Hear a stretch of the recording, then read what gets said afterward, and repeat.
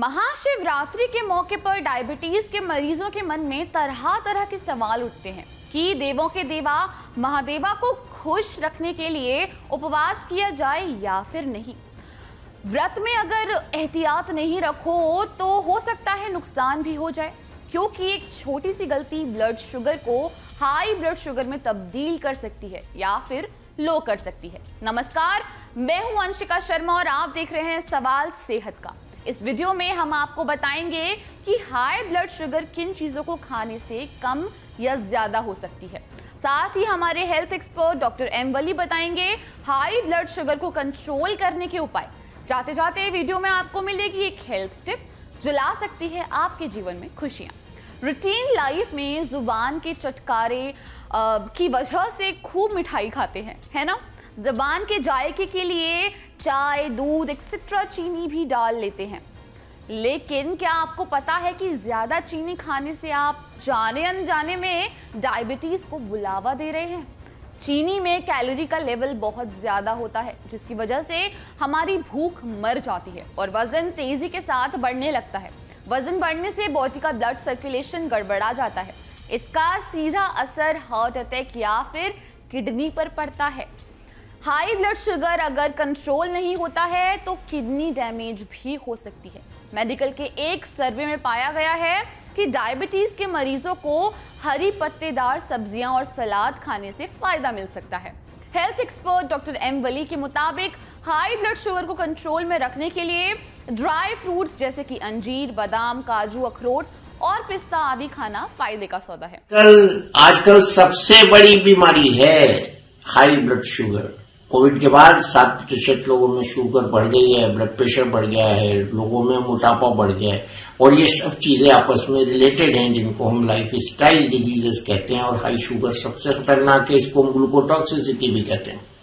High sugar को मापकर ये डायग्नोज करते हैं कि डायबिटीज है या नहीं है। इसको हाइपरग्लाइसीमिया भी कहते हैं। आज के समय में डायबिटीज सबसे खतरनाक बीमारी है और इसमें हमको तुरंत डॉक्टर की सलाह लेनी चाहिए। डाइट के जरिए, व्यायाम के जरिए, योगा के जरिए, इंसुलिन और टैबलेट्स के जरिए डायबिटीज का सफल इलाज मुमकिन है। उन केसेस में जिनमें ये सब मोडालिटीज काम नहीं करती हैं, उसमें हमारे पास मॉडर्न इंसुलिन्स हैं, हमारे पास लॉन्ग एक्टिंग, शॉर्ट एक्टिंग इंसुलिन्स हैं, हमारे पास कुदरत जैसा इंसुलिन निकालने वाले तरीके से बर्ताव करने वाले इंसुलिन्स हैं। लेकिन अगर ये सब पद्धति भी फेल हो जाए तो आजकल इंसुलिन पंप लगा दिया जाता है और वो भी फेल हो जाए तो फिर पैंक्रियाटिक ट्रांसप्लांट की भी बात हो रही है। आजकल इतनी ज्यादा तेजी से डायबिटीज बढ़ रही है कि हर एक इसका शिकार हो सकता है।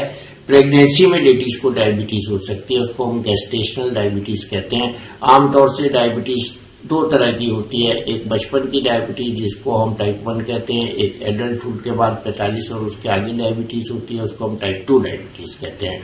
ये दोनों डायबिटीज में कॉमन डिनोमिनेटर होता है शुगर का बड़ा होना, और इसका इलाज मैंने अभी बताया। डायबिटीज का ट्रीटमेंट आसान है। डायबिटीज का ट्रीटमेंट पेशेंट की एजुकेशन है।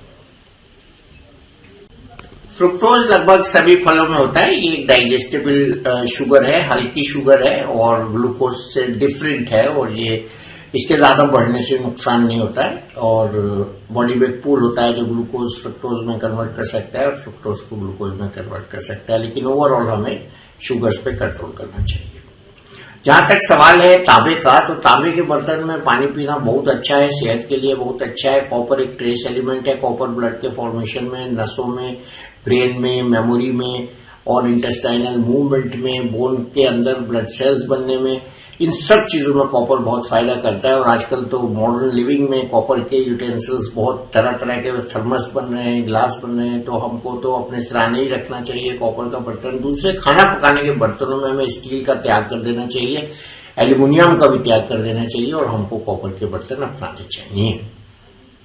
शरीर को नींद नहीं आ रही, बड़ी कॉमन समस्या है। यंगस्टर्स की समस्या है, ओल्ड पीपल की समस्या है। नींद ना आना डिप्रेशन का भी लक्षण हो सकता है, एंजाइटी का भी लक्षण हो सकता है, थकान का भी लक्षण हो सकता है। इसलिए योगा करें, व्यायाम करें और अपनी दिनचर्या को जो है एक तरह से मेंटेन करें। दिनचर्या के साथ साथ अच्छी नींद लें और अपने को चिंता मुक्त रखें, यही इसका निवारण है। उपवास करना भी बहुत अच्छा है। आजकल मॉडर्न लोग इंटरमीडिएट फास्टिंग की बात करते हैं, लेकिन उपवास तो सदियों से प्राचीन पद्धति है। करीब करीब हर धर्म में उपवास की प्रेरणा दी गई है, क्योंकि हम जब तक अपने पेट को रेस्ट नहीं देंगे तो पेट काम नहीं करेगा ठीक से। तो हमको ओवर ईटिंग हमेशा मना है। उपवास बहुत अच्छा है सेहत के लिए, ब्रेन के लिए, शरीर को हल्का रखने के लिए। उपवास व्यायाम का ही एक प्रारूप है। पेट को सीधा रखना बहुत जरूरी है। पेट को टेढ़ा मेढ़ा रखने से बहुत सी बीमारियां हो जाती हैं। आजकल लोग कंप्यूटर पे बहुत काम कर रहे हैं, बहुत ज्यादा बच्चे यंगस्टर्स ऑफिसेज में 10-10 घंटे बैठकर काम कर रहे हैं, फिर बाकी टाइम 4 घंटे ड्राइविंग कर रहे हैं, ऑफिस से घर जाना, घर से ऑफिस आना। तो ये पेट के लिए बहुत हानिकारक है। पेट खराब हो जाती है और आजकल विटामिन डी की कमी से लोगों को बहुत ज्यादा कमर में दर्द रहने लगता है, पोस्चर उनकी खराब हो जाती है। इसके लिए विटामिन डी का इस्तेमाल करें और एक्सरसाइज करें अच्छी फिजियोथेरेपिस्ट की निगरानी में। उपवास के बाद सबसे अच्छी चीज जो है वो प्रकृति के करीब होना है। हवा, पानी ये जो है, और प्रकाश है, और धरती है, धरा है, और अग्नि है। इन सब चीजों का जो है मेडिकल साइंस में बहुत बड़ा रोल है। प्राचीन हमारे जो संत थे, मुनि थे, हकीम थे, डॉक्टर पुराने थे, जो वैद्य थे, वो इन बातों पर जोर देते थे। अभी भी मैंने अपने पैड पर छापा हुआ है कि हमारे 6 सबसे अच्छे दोस्त हैं, उसमें सनलाइट है, एडिक्वेट रेस्ट है, एक्सरसाइज है, और सेल्फ कॉन्फिडेंस है, और प्रॉपर डाइट है, और छठा सबसे इम्पोर्टेंट फ्रेंड्स हैं।